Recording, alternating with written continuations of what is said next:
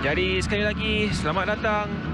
Salam bahagia kami ucapkan kepada anda semua yang mengikuti secara langsung ini dari Studio Majlis Menaria Petaling Jaya bertemu membabitkan PJ City FC dan juga Terengganu FC. PJ City FC seperti biasa memilih jersey serba biru dan juga seluar putih, kalau pasukan Terengganu FC menggunakan jersey tempat lawan iaitu serba ungu.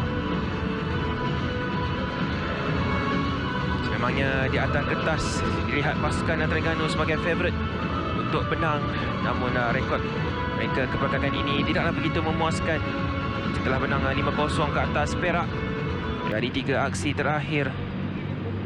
Mungkinkah hari ini bakal menjadi kebangkitan semula Terengganu FC? Mereka punya rekod yang cukup baik di laman lawan.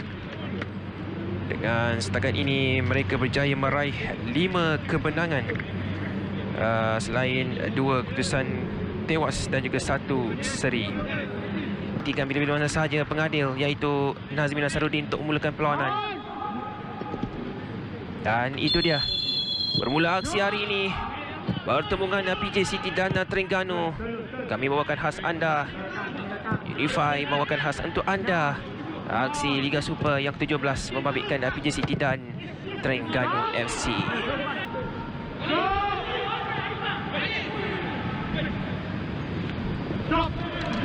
Untuk melakukan larian di situ nampaknya Ruben Tiran mencuba dari luar kotak penalti.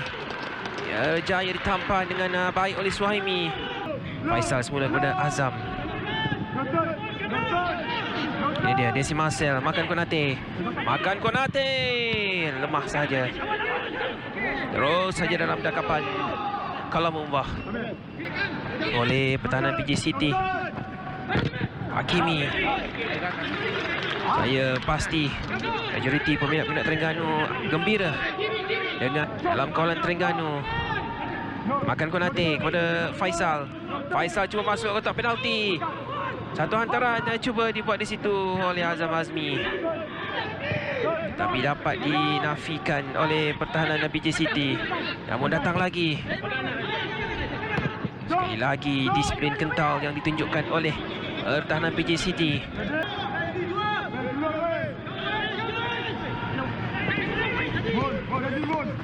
Sekarang ini Hakimi.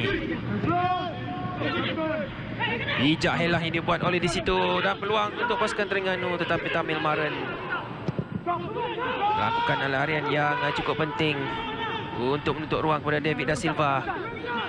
Tetapi setiap kali clearance dilakukan sampai di kawasan tengah kembali kepada pasukan Terengganu. Satu cubaan lemah sahaja dapat dilakukan di situ, nampak dengan penguasaan total tengah oleh pasukan Terengganu. David Da Silva memberikan makan Konate. Kembali kepada David Da Silva. Faisal Ado Halim hilang ke sebelah kanan. Makan Konate, David Da Silva. Tandukannya hanya tersasar di bahagian atas gawang pasukan PJ City. Kita lihat semula bagaimana satu gerakan yang cukup menarik yang dimulakan oleh Faisal, diberikan makan Konate. Satu hantaran silang sedang dibawa oleh Terengganu. Cantik hantaran ini kepada Desi Marcel. Pada minit yang ke-13, tidak mahu menunggu lama nampaknya Terengganu. Cukup cantik, tidak dikawal. Desi Marcel yang masuk dalam kotak penalti berjaya melepaskan satu rempatan ke sebelah kanan gawang PJ City. Akhirnya asakan petali arus yang dicipta oleh Terengganu berjaya membuahkan hasil. Kita lihat semula satu clearance yang agak lemah oleh Praba sebelum satu hantaran pendek saja diberikan di situ. Kita lihat bagaimana Praba. 10 hantaran yang dapat dilakukan di situ oleh main Terengganu itu Azam Azmi. Cukup tenang, tidak offside. Harun. Satu hantaran di situ tidak offside. Peluang untuk David Da Silva menambahkan gol kedua buat Terengganu.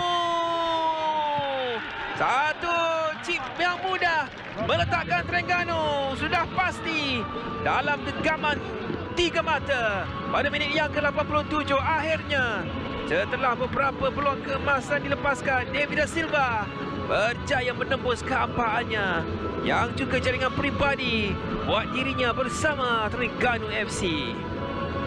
Semakin kukuh buat Terengganu untuk meraih kemenangan yang pertama buat mereka selepas 2 perlawanan yang terakhir. Kita lihat sekali lagi, kali ini tidak menjadi perangkap offside. Tenang David Da Silva menyedari kalau Mubah sudah pun berada jauh dari gawangnya. Cukup baik antara Makan Konate yang sekali lagi menjadi pengumpan utama buat Terengganu yang juga assist ke-6-nya untuk Terengganu FC dalam saingan Liga Super musim ini. Tidak kelang kabut, tenang di situ. Satu chip yang mudah. Jelas tidak ada apa-apa lagi boleh dilakukan oleh Kalamumba. David Da Silva. Cukup baik pada David Da Silva. Mujur saja. Jika tidak, mungkin menjadi jaringan ketiga buat Terengganu. Mungkin gol tadi telah memberikan sedikit semangat buat David Da Silva yang mula semakin yakin dalam sentuhannya. Kita lihat sekali lagi. Bijak dia untuk berdayakan Rafi Nagorgani melalui skill tersendiri. Lakukan satu kuisan dari belakang. Banyak bantu Khalidin Murga dan juga Syarul Nizam dalam situasi bertahan. Dia Makan Konate pendek sahaja. Hanya betul-betul kehantaran saja nampaknya. Terengganu mungkin sudah mula memikirkan 3 mata dan tepi David Silva sekarang ini. David Da Silva belum terbuka untuk Rahmat Makasov. Gol ketiga untuk Terengganu. Ketika dalam situasi yang agak tenang, satu hantaran yang berjaya menemui David Da Silva sebelum bola muntah di Serembi PJ. Kita lihat hantaran yang dijemakan oleh Faiz Nasir kepada David Da Silva, diselamatkan oleh Kalamumba, tetapi peluang yang terhidang di depan mata Rahmat Makasov.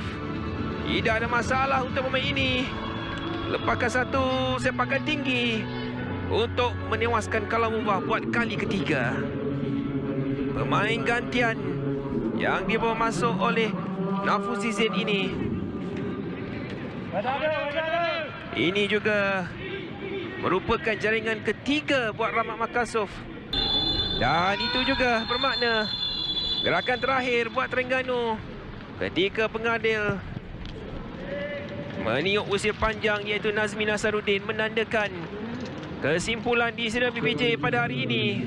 Aksi Liga Super ke-17 membabitkan PJ City dan Terengganu FC menjadi milik pelawat dengan kemenangan yang selesa 3-0 menerusi Desi Marcel, David Da Silva dan juga Rahmat Makasov. Mari kita lihat semula imbasan jaringan-jaringan yang terhasil pada hari ini. Desi Marcel, kemudian David Da Silva.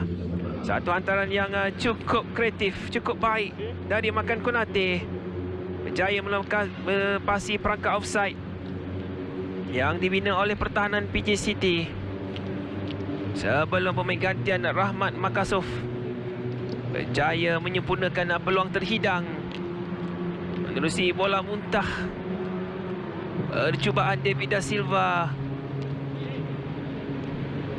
yang juga seperti mana yang saya katakan tadi, jaringan ketiga peribadi Rahmat Makasov dalam saingan Liga Super.